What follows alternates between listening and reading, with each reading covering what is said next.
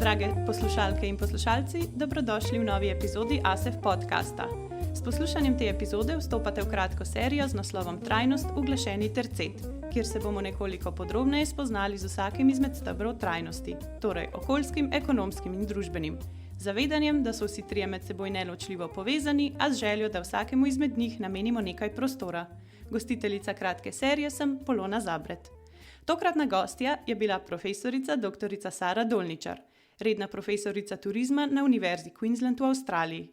Njeno raziskovalno delo se osredotoča na vedenje potrošnikov, metodologijo v družboslovju ter empirično preučevanje trajnostnega vedenja. Profesorica Dolničar, lepo pozdravljeni. Hvala. Zdaj mogoče za začetek dejansko na nekem področju vedenja potrošnikov in trajnosti v turizmu ste vi eno izmed vodilnih imen. Pa vseeno mogoče za tiste, ki vas ne poznajo tako dobro, kateri so bili mogoče tisti ključni premiki, vprašanja, ugotovitve, ki so vas usmerili v področje, s katerim se danes ukvarjate? Ja, trajnost me je že zelo dolgo časa zanimala, ampak kar je spremenil, bi skoraj rekla, smer naših raziskav, je bilo dejstvo, da smo prej ali slej akceptirali, da če hočemo spremeniti obnašanje konzumentov, moramo tudi meriti obnašanje. Veliko raziskav, ki jih delamo v turizmu, pa tudi v psihologiji, v sociologiji, uporabljajo vprašalnike. Zdaj, nekatere stvari se da v vprašalniku vprašati, ampak kar se pa tiče okolju prijaznemu obnašanju, to je pa zelo težko izraziti v vprašalniku. Zakaj? Ker vsak človek hoče se pokazati najboljš, kakor se lahko, ne? To se pravi, če mi nekoga vprašamo, ugasnete air conditioner v hotelu, kadar greste na plažo, bojo vsi rekli, seveda ugasnemo air conditioner. V resnici pa vemo, če merimo uporabo air conditionerja v hotelu, da je situacija zelo drugačna. To se pravi, kako bi rekla, prav velika sprememba v načinu raziskav je bila takrat, ko smo začeli delati eksperimente v hotelih, v živo, ne pa na kompjuterju. In to je seveda zelo težko, to pomeni veliko teh eksperimentov, veliko eksperimentov ni rezultate prineslo take, kot smo jih hoteli. In to pol stane veliko denarja in veliko časa in veliko energije in konec koncev se ne da nič publicirati iz tega. Ampak tako je pač stvar, ne? Mi se potrudimo, da testiramo v živo samo stvari, ki verjamemo, da bojo delale, ampak ni pa to zmeraj tako. Tako da mislim, da to je tista stvar, ki našo linijo, rečemo, raziskav dela zelo karakteristično drugače, kakor pa druge skupine, ki se s tem ukvarjajo. Kako pa v bistvu potem konkretno te eksperimenti izgledajo? To pomeni, da je nekdo tam, da spremlja, da gleda ljudi, da gleda, če so luči ugasnjene, če so klime ugasnjene. Kako izgleda v praksi potem to? Zelo dobro vprašanje, zato ker to mi zdaj te raziskave delamo verjetno že kakšne 15 let. In začel se je v Sloveniji. Jaz imam kolega Emila Juvana na Univerzi na Primorskem, ki je pri meni doktoriral in še danes skupaj delava. In on je bil fantastičen, kar se tiče delati s hoteli v Sloveniji. In od začetka dejansko smo plačali ljudi, da so gledali in so ročno merili stvari. Recimo, veliko raziskav je bilo fokusiranih na to, da hočemo turiste prepričati, da pojejo vse, kar so iz bifeta vzeli. To zveni zelo enostavno, pa ni zelo enostavno, ker kadar turist pride na bife, vsi grabimo čim več, kolikor lahko na krožnik gor spravimo. In pol ljudi prepričati, da raje malo manj vzeti, pa vse pojesti, pa lahko pol še enkrat gremo na bife, pa še malo več vzamemo. Sploh to ni tako enostavno. No? In te prve raziskave, ki smo jih delali, smo dejansko imeli nekoga v kuhinji, ki je ročno meril, koliko se je nabiralo teh smeti, ker so ljudje vzeli iz bifeja, pa niso pojedli.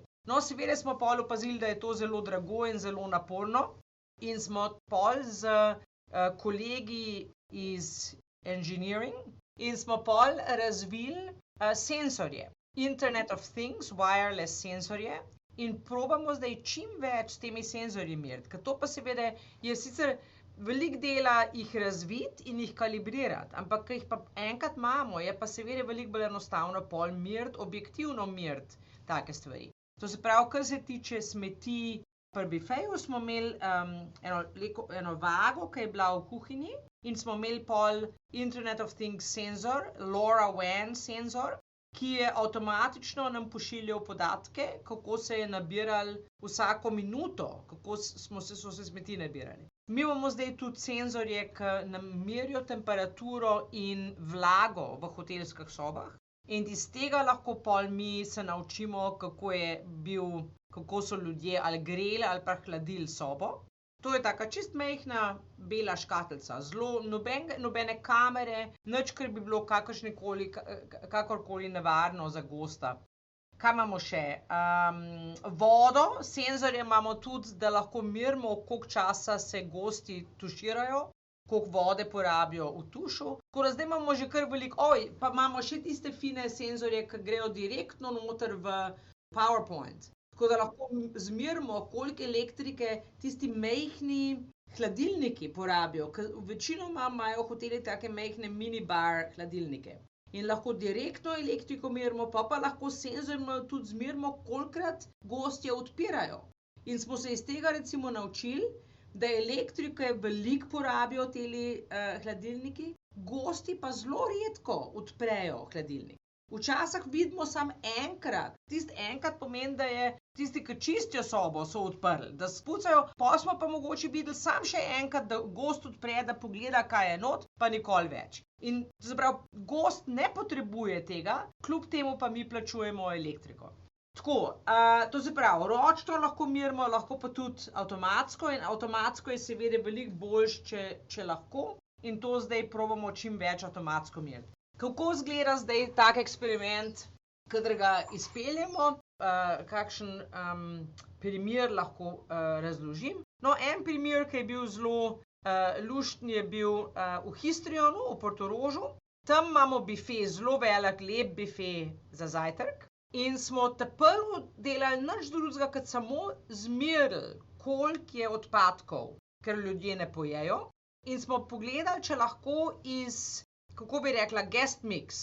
Ne individualno, ampak mi dobimo od hotela podatke, recimo za vsak dan, koliko je ljudi iz Avstrije, iz Slovenije, koliko so stari, a so družine, a so singles, ne?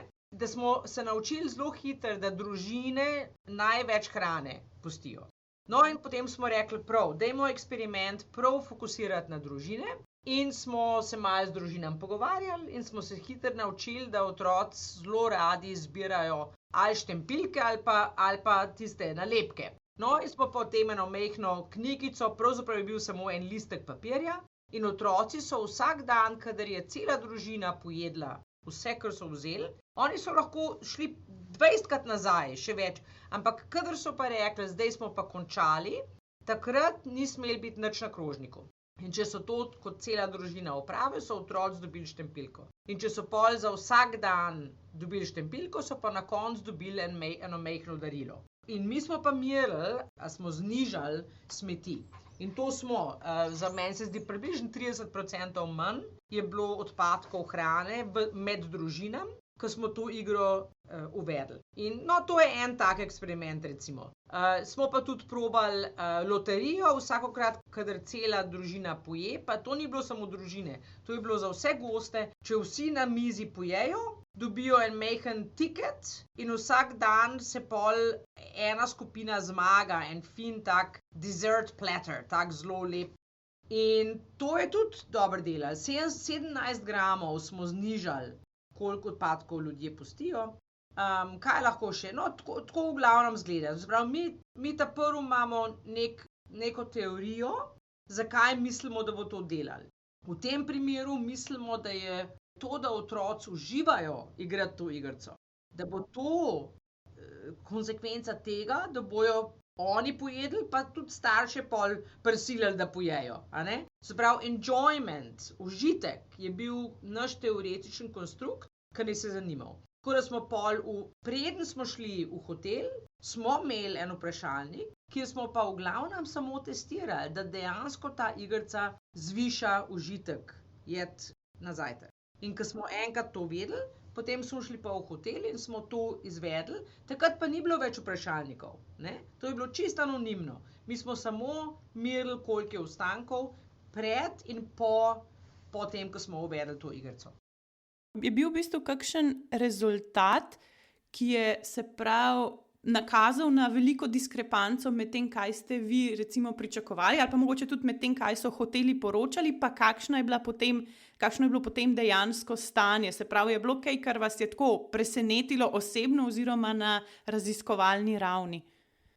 No, mislim, da najbolj zanimiva stvar je bila to in to smo videli sigurno 10-krat. Vsak hotel dan današnji ima en znak nekje, ki razlaga, kako je nek aspekt slab za naravo in prosi gosta, da se na nek način obnaša. Recimo, pridemo v hotelsko sobo, v kopalnici je skoraj sigurno znak, ki pove, koliko vode se porabi za to, da se brisače opere, pa tudi posuši, energija, pa kemija, pa voda. In potem gosta prosimo, dajte ne vsak dan zamenjati brisače. To se pravi, teorija za takimi znaki je, da če mi človeku povemo, pol človek se usede pa premisli o tem in racionalno odloči, da bo spremenil obnašanje. In to smo mi pričakovali. Zakaj? Zato, ker teorija to reče, praksa to dela. To se pravi, nismo imeli nobenega razloga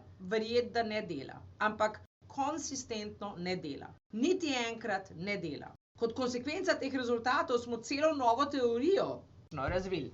Zato, ker stara teorija reče, to je zelo kognitivno. Ne? Mi rečemo človeku, to je slabo za okolje, ti imaš rad okolje in ti lahko spremeniš tako obnašanje, da je boljš za okolje. Kompletno racionalno ne dela. Zakaj ne dela? Zato, ker jaz sem turist, jaz pridem v hotel, čim pristanem na destinaciji, jaz sam še premišljujem o tem, kako bom uživala.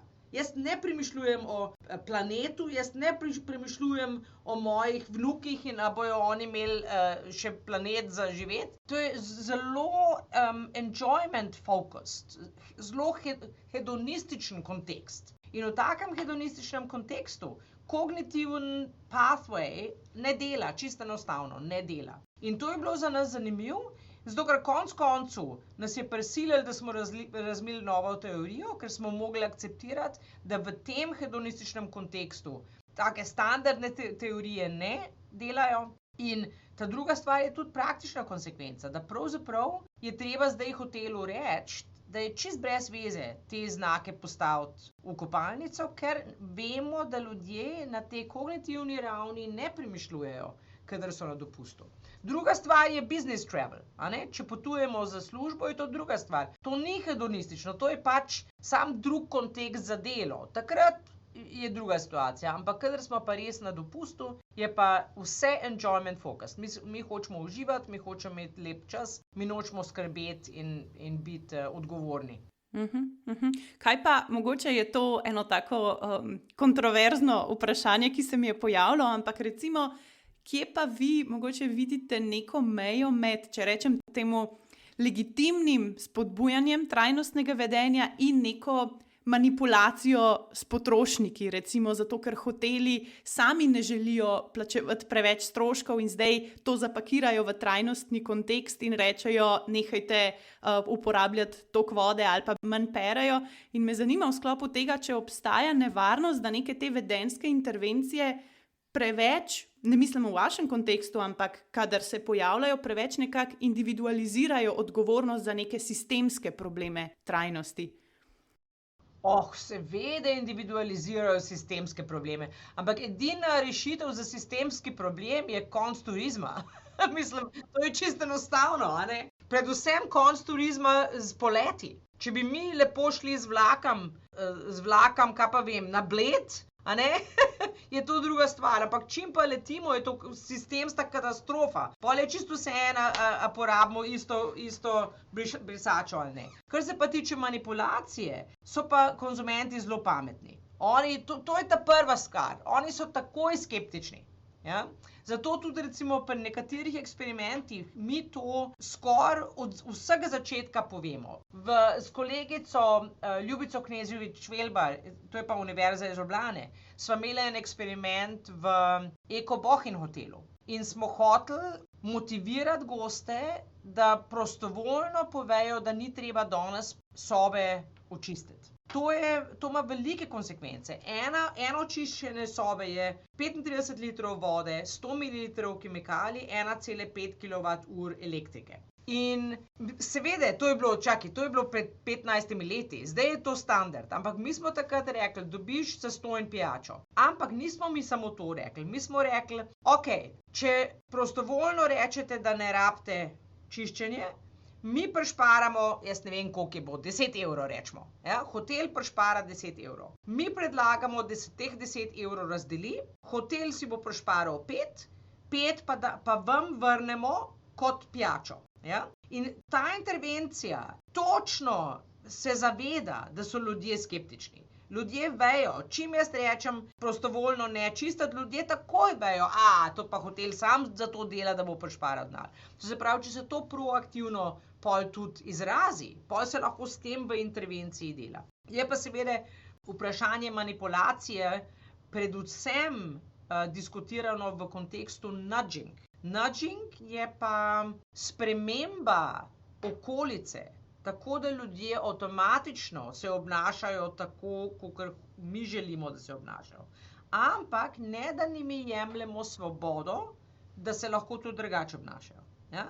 Recimo, da ostanemo pri čiščenju sob, jaz lahko rečem, mi bomo vsak dan očistili sobo, razen če vi rečete, da ne. In pol dobite pijačo ali pa tudi ne. To je intervencija z incentive, kjer dobijo nek ekstra malo denarja ali pa užitek, kakorkoli. Zdaj pa nudging ali pa changes in choice architecture je pa malo drugače. Tam pa rečemo, mi bomo to obrnili in bomo rekli, ne, mi ne bomo vsak dan očistili.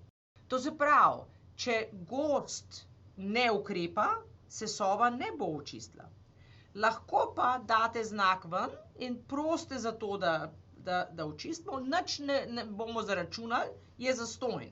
Treba je pa aktivno nekaj ukrepati. To je klasičen način, temu se imenuje the change in default. To se pravi, mi tako spremenimo okolje, da je tisto obnašanje, ki je bolj okolju prijazno, potrebuje najmanj effort. Se pravi, turist, če nič ne naredi, se ne bo očistila soba. Ampak če pa želijo, se pa lahko potrudijo, pa tisto ven dajo in potem se bo zastonj to naredili. Tako da tam v kontekstu tega nudging je pa veliko diskusije o manipulaciji, ampak jaz mislim, da ni manipulacija. Zato, ker vsak gost ima svobodo znak ven dati. Ja? Je pa seveda sprememba v tem, da se soba ne bo avtomatsko očistila, da je pač treba nekomu reči na en ali pa drug način, prosim, očistite mi sobo. Obstaja mogoče kakšen tak razširjen mit o trajnostnem vedenju? Zdaj mislim, da sva jih že kar nekaj naštele, se pravi o tem, recimo, kako naj bi delovale te oznake, da porabi hotel toliko in toliko vode in da v resnici te oznake niso toliko uporabne, kot mogoče hoteli sami mislijo, ampak kakšen drug mogoče mit ali pa kakšna ta performativna trajnost, kjer so neke intervencije predvsem zato, da izgleda, da je stvar trajnostna ali pa da se hotel ravna po nekih trajnostnih načelih, same pa recimo nimajo zares nekih tako velikih učinkov, kot se pretvarjajo. Jaz moram priznati, jaz sem z veliko hotelov delala in se mi ne zdi, da je nekaj takega performativnega. Ima sicer performativne efekte. Recimo, zdaj se spomnim en hotel, cela skupina hotelov so začeli prav en cel program uvesti o trajnosti. In potem imajo na recepciji en QR kod in rečejo, če hočete se pozanimati o našem programu, poglejte QR kod. In meni se je zdelo to zelo zanimivo, zato ker jaz kot gost nimam nobenega interesa iti na en QR kod gledati, kaj delajo. Tako da to je bilo edinokrat, da sem si mislila, to je pa performative. Zato ker je praktično tam in signalizira, da je nek blazen program. Ampak v resnici dvomim, da bi kjerkoli turist šel tisto gledat. Ampak nimam pa občutka, da je ta hotelska skupina to naredila zato, da bi neke signale kazala, ki niso resnica. Mislim, da to ne, ni bilo manipulativno, je pa performativno, sigurno. Ja. Kako se hoteli sami odzovejo, ko vi recimo pristopite k njim? Zdaj, vi ste v bistvu raziskovalna skupina, ne? Niste v bistvu neki ponudniki, neko podjetje, ki jim tam poskuša nekaj prodati, ampak v resnici poskušate njim neko stvar olajšati oziroma jim prihraniti nekaj v bistvu čisto konkretno denarja. Na kakšen način se oni odzovejo? So navdušeni, vas sami kontaktirajo? Kako to poteka? Vse variante smo imeli. Ljudje, ki nas kontaktirajo in pol mi z njimi delamo, ljudi, ki jih mi kontaktiramo in pol z njimi delamo. Moram pa priznati, da se mi zdi zanimivo, da je sigurno zdaj enih 10 zelo enostavnih stvari, ki se bi lahko jih implementirali v hotelih in bi hoteli imeli manjše stroške, gosti bi še bolj uživali in kljub temu hoteli ne adoptirajo teh stvari.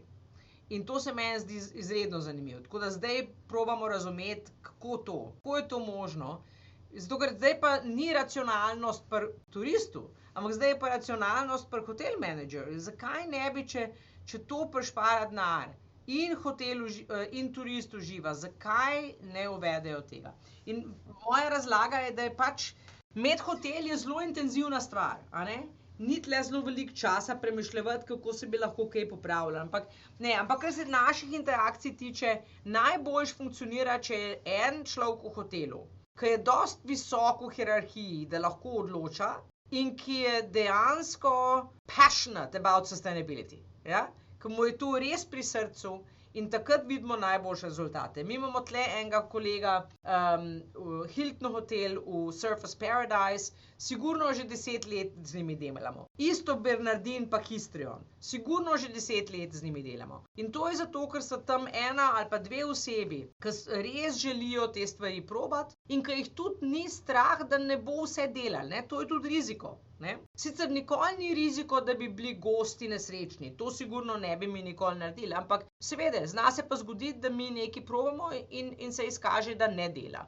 Ampak če je hotelski partner zainteresiran pač probati, potem to ni nikoli problem. To se pravi, jaz bi rekla, odziv je odličen, če je vsaj en človek v hotelu, ki ga to res zanima. To je veliko bolj važno, kot pa kakšen hotel ali pa organizacijska struktura hotela, samo imeti enega človeka tam, ki je res motiviran. To je najbolj pomembna zadeva. Kako pa potem te hotelske kontekste oziroma turistične kontekste prenesti v neko vsakdanje življenje izven turizma? Je to tudi nekaj, v kar vi mogoče poskušate se nekako, mogoče ne ravno usmeriti, ampak gledati tudi v bistvu v tej smeri? Ja, absolutno. Ampak ja, recimo trenutno delamo z podjetjem, ki je odgovoren za vso infrastrukturo elektrike v Queenslandu. In mi imamo v Queenslandu zelo zanimivo situacijo. Mi imamo veliko sonca in mi imamo internacionalno največ solarskih sistemih na strehah. To se pravi, mi imamo največ produkcije elektrike na domu. In to pa pomeni, da opoldne je preveč elektrike in to lahko kolabira cel network. Potem zvečer, predvsem polet, pa vsi hladijo. Pol kar naenkrat pa ni dosti elektrike. Ja? Klasičen behavior change. Mi hočemo zdaj konzumente prepričati, in to ne v turizmu, ampak v vsakdanjem življenju. Hočemo motivirati, da čim več elektrike porabijo, takrat, ko jo je preveč, in potem čim manj porabijo v tistih kritičnih situacijah, kjer je velika poraba. Bom pa rekla, da turizem je veliko bolj zanimiv. In turizem je zato bolj zanimiv, ker je najbolj težek kontekst. Ne? Če sem jaz doma, imam jaz logično motivacijo ne preveč elektrike porabiti, ker jo jaz plačam. Če sem jaz doma, imam jaz logično motivacijo ne preveč vode porabiti, ker jo moram plačati. Če sem pa jaz v hotelu, pa ne plačujem elektriko, pa ne plačujem vodo, In moj edini cilj je imeti najboljši dopust. Če jaz lahko nekoga v tem kontekstu spremenim, ga lahko v vsakem kontekstu spremenim. To se pravi, turizem je najtežji kontekst za motivirati nekoga ali pa motivirati je že preveč kognitivno. Usmeriti nekoga v to, da se bolj okolju prijazno obnaša. Se pravi, potem res so neke te omejitve trajnostnega vedenja res zelo situacijske, ne? Tako kot ste rekla, se pravi, doma je meni v interesu, da manj zapravim v hotelu, pa se v bistvu ne ukvarjam s tem. Se pravi, lahko potem nekako pričakujemo, da morajo biti spremembe tudi same, nekako kot sva tudi že rekli, na neki širši institucionalni in potem tudi infrastrukturni ravni, ne samo individualni. Absolutno, recimo, jaz sem to že predlagala toliko različnim deželam ali pa destinacijam, pa to nobeden noče narediti. Če bi bila jaz in charge, če bi jaz mogla odločati o teh stvarih, bi jaz rekla, Slovenija je zelena. Slovenija ima najbolj konsistenten marketing za zelen turizem. A ne? In jaz bi rekla, ok, v celi Sloveniji ni dovoljeno vsak dan čistiti sobo. Dovoljeno je, če gost praša za to. Ampak ni pa dovoljeno, da se avtomatsko vsak dan čisti. To bi se hoteli en teden razburjali, da njim jo svobodo jemljemo, pol naslednji teden bi bili pa vsi hvaležni, zato ker lahko se turistom rečejo, to ni bila naša odločitev, to je Slovenija odločila, bi pa šparali neskončno denarja in neskončno emisij. Ja? Tako da absolutno regulators, governments imajo neskončno možnost spremeniti sistemske stvari in to tako jih spremeniti, da ni slabo za podjetje. Ampak to jaz ne vidim, to se ne dogaja zelo veliko. Ponekod se dogaja, recimo Kalifornija, Šanghaj so prepovedali tiste tam majhne flaške šampona in conditioner in mogoče pred kakšnim letom je pa Hongkong prepovedal plastične flaše vode.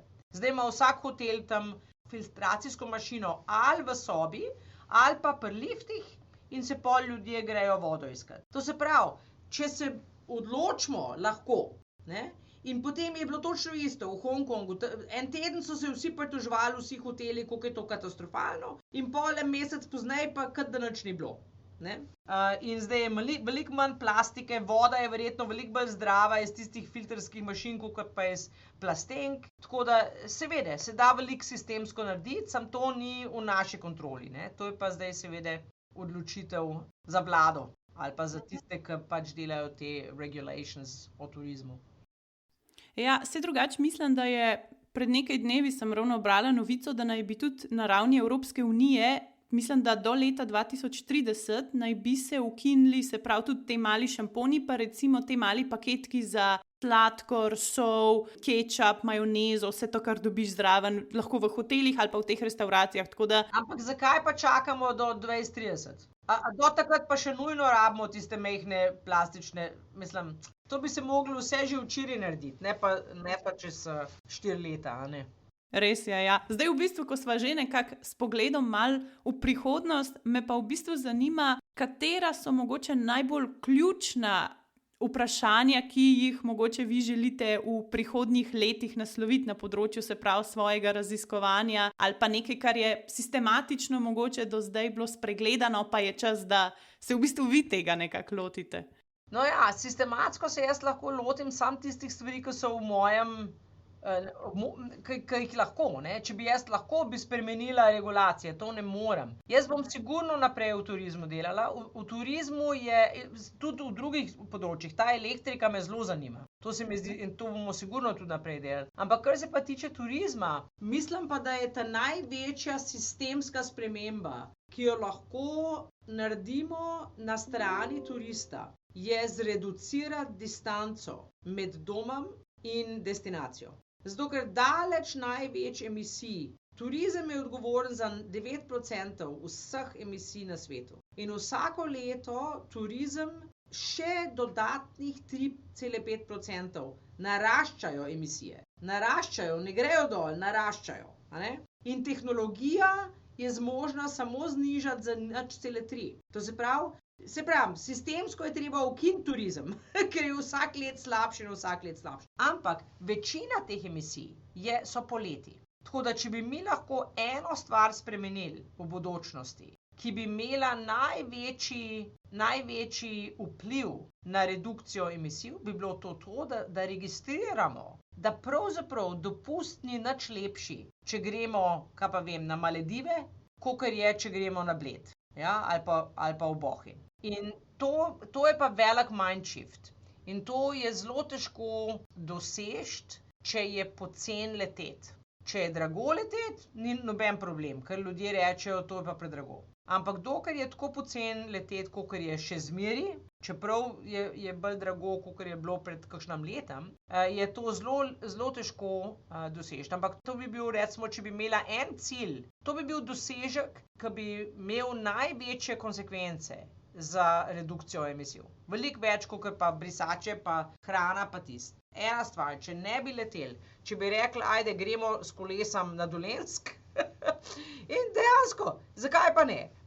Moja teta ima tam eno majhno hišico na Dolenjskem in je najbolj srečna, če je lahko en teden tam. Emisije praktično nič. Ne? Tam ima svoj vrt, je svojo hrano iz vrta. To v primerjavi z mladimi ljudmi, ki rečejo, poglejmo, kje so poceni poleti, zdaj je pa poceni, Gran Canaria, gremo za vikend v Gran Canaria. To je čista katastrofa, kar se tiče emisij. To se pravi, če bi se mogla eno stvar zbrati, bi bilo najti nek način, da lahko usmerimo ljudi v dopust bližje doma. To bi imeli fantastične konsekvence za okolje. Ja, to je kar v bistvu kompleksno, ne? V bistvu tudi prevetriti celoten ta sistem vrednot, kaj je zdaj nek izkaz in status simbola, ker ti si pa lahko, tudi če so leti dražji, pa vseeno si lahko privoščam in potem, ne vem, se to objavlja na družbenih omrežjih in v bistvu ves ta pomen v bistvu izkazovanja, kakršen zdaj je, v bistvu nekako še bolj potenciran, je kompleksno vprašanje, ampak z majhnimi koraki se začne, tako kot jih vi delate, tudi z brisačami, vodo, hladilniki, ko se uvajajo spremembe in potem prevajajo v kompleksnejša okolja. Ne? Ja, in tudi, če premislimo o tem, zakaj pa ljudje grejo na dopust. Seveda, ja, res je, zdaj je nek nov trend, kjer je treba vsakmu pokazati, kaj smo delali. Jaz te potrebe sploh nimam, moram odkriti povedati. Jaz sem zelo srečna, če nobeden ne ve, kje sem.